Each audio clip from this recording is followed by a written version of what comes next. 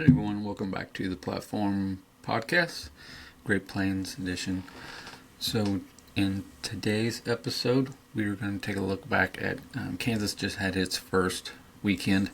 So, we're going to take a look at some standout performances from Kansas athletes, but also take a look at all of the Great Plains. We'll take a look at Missouri, Nebraska, Iowa, and all over the Great Plains. And I'm not going to really talk too much about each athlete. I just want to give each athlete a shout out with their stats, and just so that coaches can get them on their radar and get them some notoriety. A couple things though I want to talk about first is there were three pretty cool games that I want to talk about. Andover Central is the defending state champions, and they went out and got beat 34-0 from Hutchinson. Now Hutchinson is a perennial powerhouse, but to beat them 34-0 was something else. Again, Andover Central was the state champions, and Hutchinson came out and waxed them. Then we go over to Gardner Edgerton is the two-time defending state champions, and they got beat by Lawrence Free State.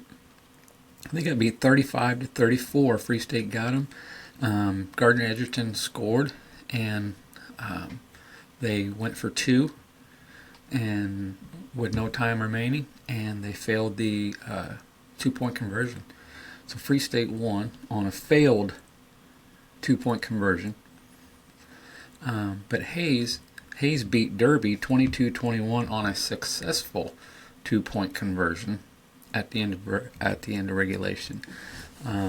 Derby is the Kansas equivalent of Kansas high school equivalent of Ohio State or Georgia. They are the top program in the state, and Hayes got them on a successful two-point conversion. So those three games I just wanted to give a quick shout out to. I did Thursday night. I attended the Topeka High versus Wichita West game. I've seen Topeka High's practices and went to a lot of their teams 7-on-7 stuff. But I found three athletes that I really want to give a shout out to with their performance Thursday night. Really stood out to me. 2026 Peyton Stevics, he had a pass breakup, a tackle for loss, and a fumble recovery amongst a bunch of other stuff. So Peyton Stevics for Topeka High, he stood out.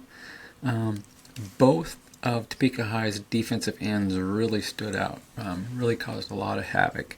One is 2026 Adam Humphrey. He was in the Wichita West backfield all night. Extremely disruptive. Very, very fundamentally sound. He kept his hips parallel. But really, really impressed me.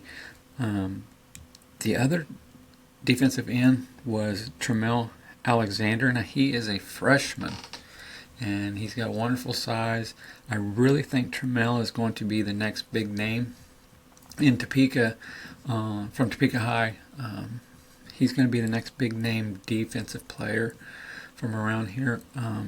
So Tremel Alexander was a freshman, really stood out. So on Wichita West side, I honestly had not seen too much of them, but two guys really, really impressed me. One was their quarterback, Colby Watkins. He ran the ball really, really, really well. They didn't throw it a whole heck of a lot. They mostly ran it with him. They ran the read option a lot. He made a lot of right choices, and when he did, he got a lot of good yards. He's a really good running quarterback. So if you're looking for a RPO quarterback, he's definitely somebody that you want to look at. Colby Watkins from Wichita West. On the defensive side, there was a linebacker named Wyatt Powell, and he is only a sophomore, and he was the leader of that defense. Again, as a sophomore, he showed amazing leadership over there. Again, he was in the Topeka high backfield all night. Really, really aggressive. Really, really exactly what you want in a linebacker. Fearless, controlled aggression. So Wyatt Powell and Colby Watkins with Wichita West. So those are some names that really had a really good game Thursday night. So now I want to move on to standouts from different states all over the Great Plains. And again, I'm not going to spend a whole heck of a lot of time per athlete. I just want to get their name out there and get them some publicity. So we're going to start. We'll start with Kansas, since that's where I'm at. First off is L.J. Bowens. He's a 2026 out of Blue Valley Northwest. Blue Valley Northwest beat Blue Valley North 40-13. And LJ had 110 yards on 15 carries and 1 TD rushing. And then he also had 3 catches for 50 yards, but 2 touchdowns. Of those 3 catches, 2 of them went for touchdowns. So LJ Bowens, Blue Valley Northwest. Then I want to move to Zane Farney out of Sterling High School. And incidentally, he played for the Kansas Colts, 7-on-7. That's who this is, the hoodie. He had 18 carries for 155 yards and 4 touchdowns. Really, really, really good running back. He needs to start getting a lot of attention from colleges. They played Sedgwick, who they have a quarterback, a 2028 quarterback named Holden Ferrales, and he also plays for the Colts. Now, he had 118 yards passing. They, at Sedgwick, they run a run-heavy offense. They need to change, in my opinion, they need to change that up and start using the talent that he has. Instead of, he has a quarterback that can flat out sling it all over that field, yet he's only using them to hand the ball off. Holden is a young 2028 quarterback that if he's in the right offense, can really, really step it up and win some games for Sedgwick. So the next guy I want to talk about is another 2029 Blake Thomas out of Blue Valley Southwest, and he had 258 total yards. He had 3 touchdowns. He had 4 catches for 43 yards and a touchdown, and then he had kickoff return. He had 4 kickoff returns, totaling 218 yards and 2 touchdowns on those kickoff returns. Now, his kicker at Blue Valley Southwest is Reese Poggio, and he was 3 for 3 on extra points. I want to bring him up because he is. We're going to talk about another kicker in Kansas, but other than he's definitely a top kicker. He's going to be a D1 kicker. He attends all of the nationwide kicking events and really, really stands out at those. So Blue Valley Southwest kicker, he's a 2029, Reese Poggio. So keep an ear out for him. Then we got to move to Baldwin. Now, this guy I've written about on the platform articles, and I've also included him on other podcasts. Bryce Alford, he's a 2027 quarterback out of Baldwin. He went 6 for 7 with 132 yards and 3 passing TDs. He also had 10 rushes for 126 yards and 2 touchdowns rushing. Really good game by Bryce. Next we go to 2026. He's probably easily the top 3 running backs in the state. Probably some might even call him the best. Is Callan Arndt. He's running back out of St. Thomas Aquinas. They ran him a lot. He had 36 carries for 235 yards and 3 touchdowns. Next we go to another guy that I've included in articles and podcasts out of Sabetha, William Voos, and he's a 2026 running back. They beat Holton 28-16, and why that's big is because Holton is typically a extremely, extremely, really good team. William is he had 106 yards, 2 rushing TDs on 20 carries. He's up in Sabetha. Sabetha is a rural place, and so he's going to be a hidden gem for whoever gets him in college. Now we go to 2026 Griffin Baker. He's a Wichita Northwest wide receiver. Again, another guy that I think I included him in my top 25 wide receivers in the nation that I saw. He had 9 catches for 160 yards and a touchdown. He is the best Kansas wide receiver possession. He's the best possession wide receiver there is in Kansas. Sure hands. He's going to get you the yardage. He runs good, crisp routes. He finds the open spot in the zones, and he's going to make the catch. So, Griffin Baker out of Wichita Northwest. Now we move to another guy that you need to go read from the articles and platform and other videos. Cody Wright. He's a 2026 out of Colby. I've talked about him many times. He had 264 all-purpose yards. He had 5 catches for 77 yards, 3 rushes for 29 yards, but he had 3 returns and totaling 158 yards and a touchdown. He also has 4 tackles. He's a great running back, slot. He plays all over, but linebacker is where he really shines. So Cody Wright out of Colby. Next we move to Dustin Foster, who is a 2027 running back out of Waverly. Waverly is an 8-man high school, but he had 385 yards rushing and 8 touchdowns. So let me repeat that. Dustin Foster, 385 rushing yards and 8 touchdowns for Waverly. Now remember I told you about a kicker, Reese Poggio, Blue Valley Southwest. The number 1 kicker in the state of Kansas is Tracy Rudd, and he's out of Blue Valley Northwest. Now he is an Oklahoma commit. He had 5 point afters, 42-yard field goal, and 6 touchbacks on his kickoffs. Amazing kicker. Could possibly be the greatest kicker of all time out of state of Kansas before it's all said and done.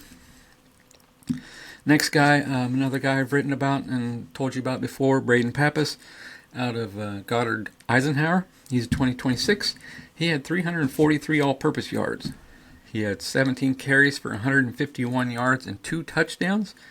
He also had 3 kickoff returns, 3 touchdowns on those 3 kickoff returns. However, 1 was called back. So continuing on, I want to talk about a bunch of players from a couple teams real quick.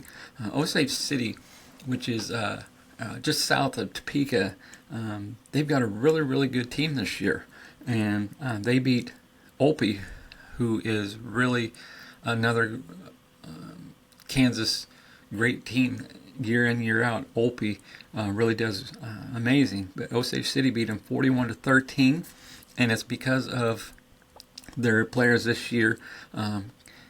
Kason Parsons, he was 18 of 23 for 270 yards. He had 3 touchdown passes, and he also had 60 yards rushing and a rushing touchdown. Dylan Thiel, he had 54 rushing yards and a touchdown, but he also had 107 receiving yards and 2 touchdowns.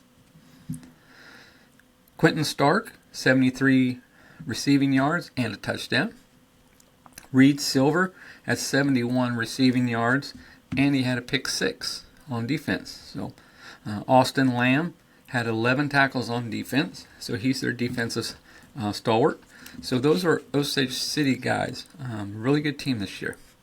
Next I want to go to one of the teams I really like around Kansas. Is just outside of Manhattan, a team called Wamego High School.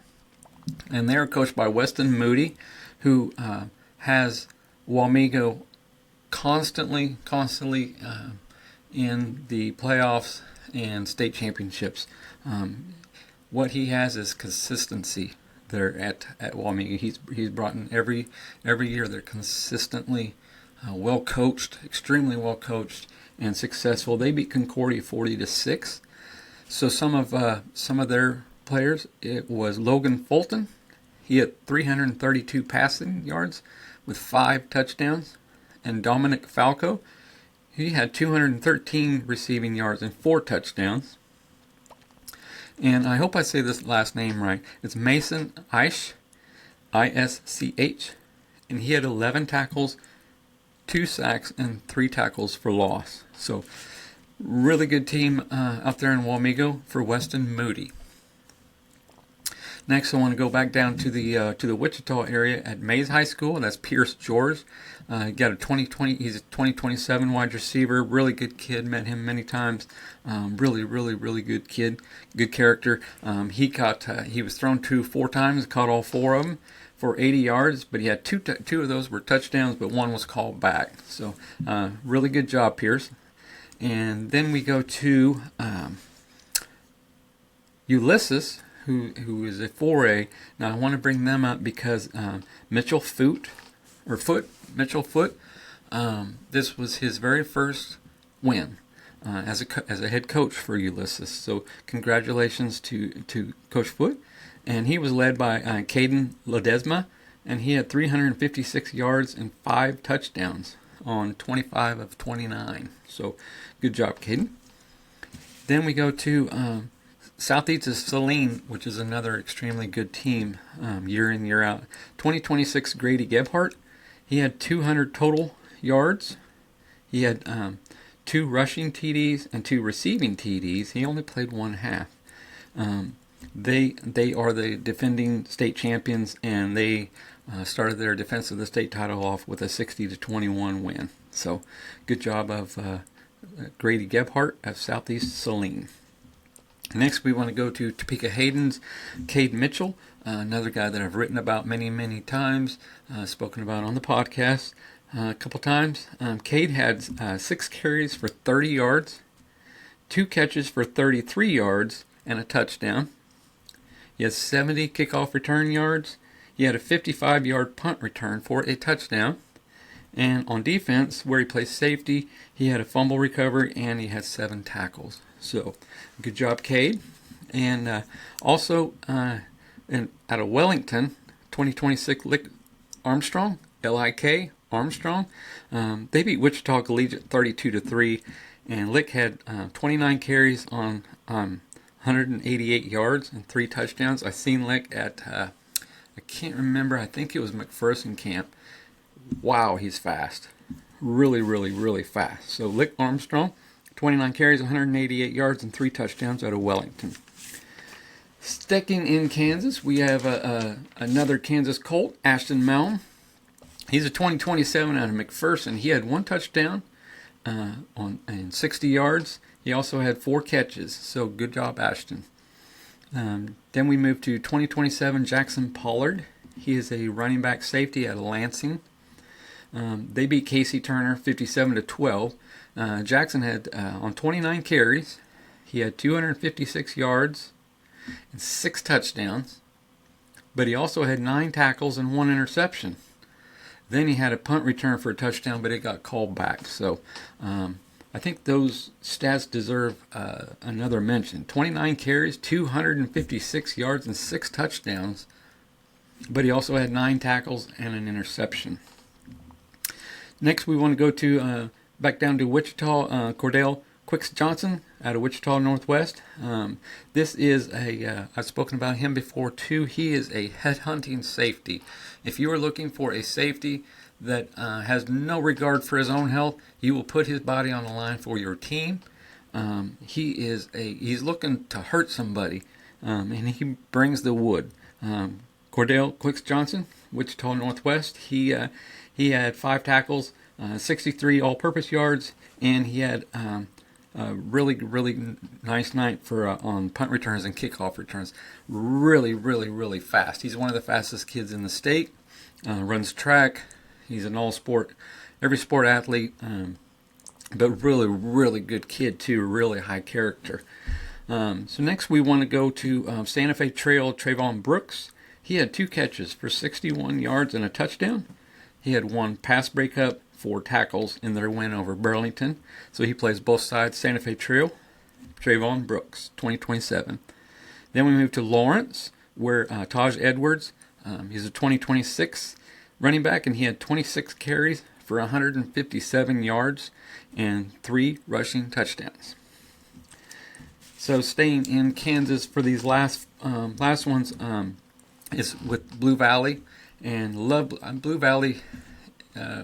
Like I might have told you in earlier videos, I've been following high school football since I was in my teens.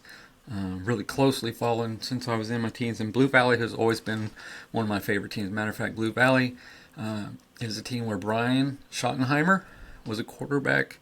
I went and seen him play quarterback, and they played a playoff game against Highland Park here in Topeka at one time.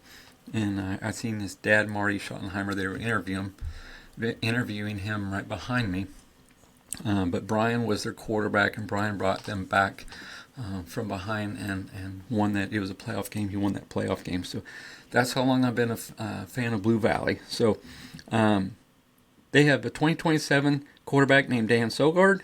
He was 20 of 22 for 298 yards and 4 touchdown passes. So their quarterback. Every season they have a great team, but quarterbacks, they're a quarterback factory. One of their players, Taft Stewie, is a tight end. He had a 64-yard touchdown. Taft is one of my favorite athletes. Really like him. Also is 2027 Jordan Lockett, wide receiver. He caught 8 catches for 70 yards. He had 90 yards in kickoff returns and 1 touchdown he had on an ended round. So really successful night for Jordan Lockett. Get him on your list of players to watch. So that is it for Kansas. I want to move on up to Nebraska. Nebraska's got a quarterback, a 2026 out of Elkhorn North, and it is Ethan Beachy. They were able to defeat York 42-7, and Ethan's stat line was he had 200 yards passing, 3 touchdown passes on 18 of 25. So good job.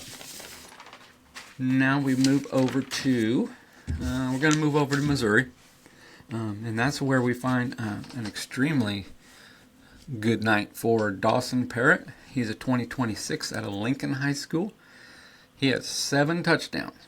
He had 3 receiving and 4 rushing. He had 189 total yards, and he had an interception on defense. So he had 7 touchdowns, 3 reception touchdowns, 4 rushing touchdowns, and he had an interception on defense. So really nice night for Dawson Parrott out of Lincoln High School, 2026. Then we wanted to go to Colby McGee. He's a 2027 out of Neosho High School. He's been in a couple of my articles. One of my favorite linebackers I've seen in a while. Really fundamentally great linebacker. They went on to win 35-13. He had 8 tackles, 1 tackle for loss, and he blocked a kick. Really good linebacker. I cannot say enough good things about Colby. Then we come up to Platte County, and their quarterback is Rocco Marriott. He's a 2026. He is a James Madison commit, so I'll be really glad to see him play. We'll watch him on TV a lot. They are, Platte County is the defending Missouri State champions. They started their championship defense with a 54-23 win over Green Valley. Rocco only played 3 quarters, but he still had an impressive line of 18 of 25 for 379 yards. He had 4 passing TDs. He had 7 rushes for 127 yards and a rushing TD. So James Madison is getting a really good quarterback, and I can't wait to watch him. Next, we want to go down to a freshman, Cruz Lewandowski. He plays at Rockhurst. Now, why this is a huge deal is because Rockhurst is a Missouri powerhouse on the levels of, again, like in Ohio State or in Alabama or Georgia. In Missouri, Rockhurst is an extremely powerful football team, and he starts as a freshman. He was also, before he got into high school even, he was on the Under Armour Next Gen Bowl game, in which he scored 2 touchdowns at that bowl game. So we've known about Cruz for a long time. Cruz Lewandowski. He did have 1 touchdown run, and he finished with 5 tackles. Again, a freshman at Rockhurst, so watch out for him. Then we want to go down to Nixa. Nixa is one of the best in Missouri. They have their running back Jaden McCaster. They are 2-0 after they beat Webb City 28-20. Jaden's line was he had 14 carries for 97 yards and 2 touchdowns. And then their quarterback, Adam McKnight, he had 85 yards rushing, and he was 5 of 8 for 84 yards and 1 touchdown pass. So both those guys are at Nixa. Adam McKnight is a 2027 quarterback too, so he's got a lot of time to even build up his name even more. That Nixa is where Jackson Cantwell, the number 1 offensive lineman, Miami Hurricane commit, he plays there. So he blocks for Jaden and Adam. So next we want to go down to 2027 quarterback Carter Temple. Now, what I want you listen to these. He only played 1 half. They beat Grandview 56-13. This is in 1 half. He had 3 rushes for 46 yards with a touchdown and a 2-point conversion, right? But at passing, he was 8 of 10. That don't sound real big, for 8 of 10 for 157 yards, but he had 5 touchdown passes. So of those 8 completions, 5 of them went for touchdowns. So Carter Temple, really good kid, really good quarterback, accurate as you can tell by his stat line. So that's all the Missouri. Now I want to go down to Oklahoma, where we have a Jace Kent from Inola. This was his very first high school game, and he had 3 touchdowns. So Jace Kent, be watching out for him out of Inola High School. Next we have Tyson Laster. He is a cornerback, running back, 2027 out of Ardmore. I've written about him on the platform.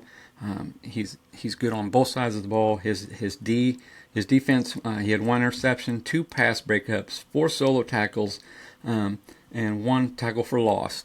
And then on offense, he had 11 rushes for 120 yards and a touchdown. So good job, Tyson.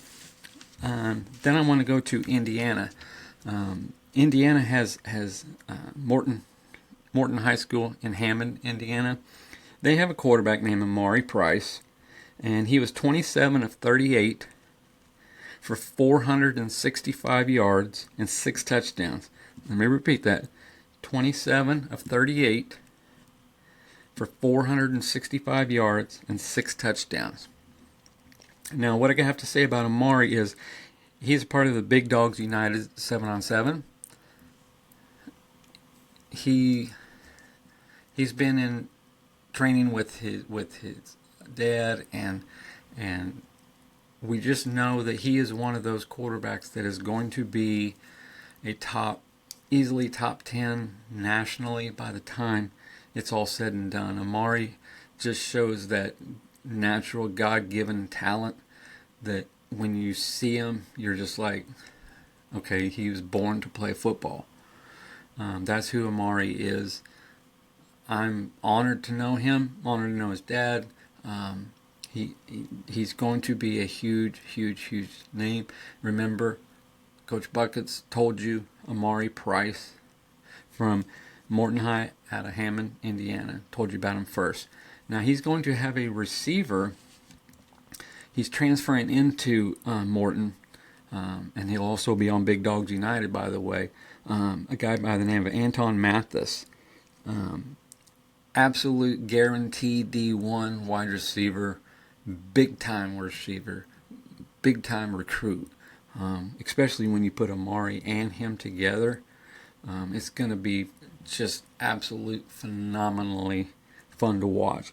Now he didn't play this week due to transfer rules in Indiana. He has to sit out the first 4 games. But I just want to bring him up because, again, I want to put him out there so that people know that Coach Buckets is telling you Anton Mathis and Amari are going to be top recruits. So just remember you heard it here. So now, out of Indiana, we want to go over to Colorado, where we have 2026. He's a 3-star Jaden Fox out of Cherry Creek. I've spoken about him before. They won 42-0 over Millard. He had a touchdown and he had 6 carries for a touchdown. I think they rested him a little bit because he just got back. They just got back from Florida, where they beat Cardinal Moody, and I believe he had like 4 touchdowns or something like that down there. So they kind of rested him. But I wanted to get him on here because I want to keep talking about Jaden Fox out of Cherry Creek in Colorado. It's in the Denver area. 2027 Riverdale Ridge High School wide receiver Hudson Rao. He plays for the Ducks, who's one of my absolute favorite teams on 7-on-7. He had a touchdown in their 27-10 win. Hudson's a wonderful wide receiver. Get your pen ready, write him down. Hudson Rao, it's R-A-U, and get him on your list and players to watch.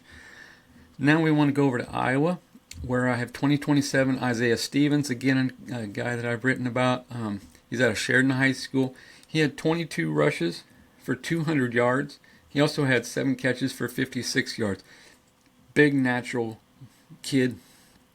Great size. Iowa State are both hard trying to get him. I've seen him at Kansas State camp. They were talking to him a lot. So Isaiah Stevens, he's going to be a major running back in the future. Again, he's 2027, so give him a year or two. So those are the Great Plains guys. I want to take some time out now to talk about some guys that aren't in the Great Plains, because I do travel all over the nation, from coast to coast, recruiting, scouting, writing, and I just want to get these guys some pub. So allow me to go outside of my Great Plains borders, go over to California. I have a 2027 quarterback out of Chaparral High School out of Temecula, California. He is a 6'2", 215-pound quarterback, 2027, Dane Weber. He was 20 of 25 for 332 yards, 5 touchdowns with 0 interceptions. He also carried the ball. He had 8 rushes for 23 yards. Dane camps all over the nation. I seen him at a couple of camps in the Midwest. He's not afraid to travel to get his name out there, and when you see him, you'll be a big time believer. Dane Weber out of Chaparral High School in Temecula, California. So now the last place I want to go to is Florida. As you know, I'm a big time Florida talent finder. Love to go down there and find that Florida talent. But I want to bring this guy's team up. Countryside High School out of Clearwater, Florida. They are coached by A.J. Sadinger. A.J. is a new coach to Countryside, and he has brought in a completely different attitude. Great play, great motivation.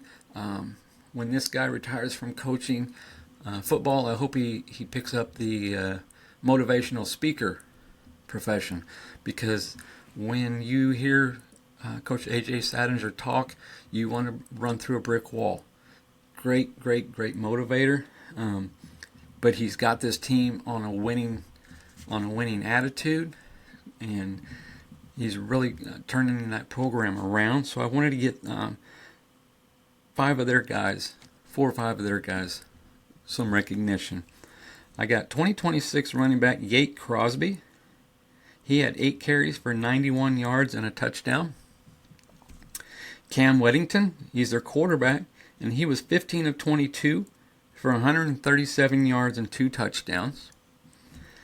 Dontavius Miley, he had 21 yards, he had 1 touchdown, and he had 2 interceptions as well. Caden Collins had 5 catches for 58 yards and a touchdown. And Jakari Young, he had 2 tackles, 2 pass breakups, and 1 interception.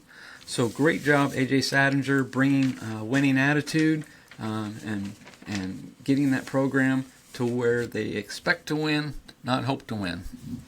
So that's my report for 9-4 and 9-5 standouts. Now, if you're watching this and you think, why didn't he bring my name up? What I need you to do is I need you to send me on Twitter or text me your stats. If I don't know them, I can't talk about them. And I want you to text me your number so I can get you some notifications. Also, if I said your name on tonight's podcast, the only reason why, or not the only reason, but the reason why I did that was because you did let me know. So do that every week. Let me know your stats, and I will let the nation know what you did that week. Okay? All right. Well, thank you, and we'll talk to you next time.